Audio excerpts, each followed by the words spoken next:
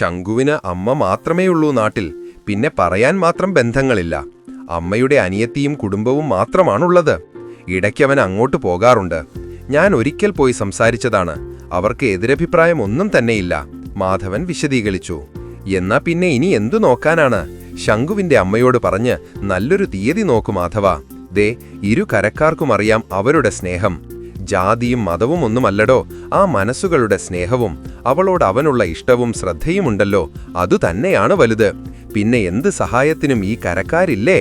ഭാസ്കരേട്ടൻ ആത്മാർത്ഥമായി പറഞ്ഞു. ചായ അല്പാൽപമായി കുടിച്ചുകൊണ്ട് മാധവൻ പറഞ്ഞു. അതെ, ഇനി താമസിപ്പിക്കുന്നില്ല.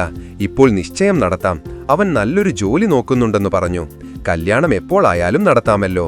അവൻ മിടുക്കനാണ് മാധവ. കൺമണിക്കെന്നും സന്തോഷം തന്നെ ഉണ്ടാകുകയുള്ളൂ. നങ്ങേലി എടത്തി ഉറപ്പിച്ചു പറഞ്ഞു. ഭാസ്കരേട്ടാ, ഒരു ബീഡി എടുക്കുന്നുണ്ടേ? മാധവൻ ചോദിച്ചു.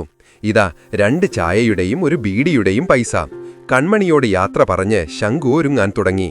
കൺമണി, ഞാൻ ബാക്കിയുള്ള വീടുകളിൽ പാൽ കൊടുക്കട്ടെ, നേരം വൈകി. ശങ്കു കാവിലുങ്കി മടക്കി കുത്തി തലയിൽ തോർത്തു കെട്ടി. ഇന്നും എനക്ക് ലെറ്റർ ഏതാവത് ഇരിക്കാ? ശങ്കു കൺമണിയുടെ മുഖത്തേക്ക് നോക്കി ചോദിച്ചു. അത് ഞാൻ വഞ്ചിയിൽ വെച്ചോളാം.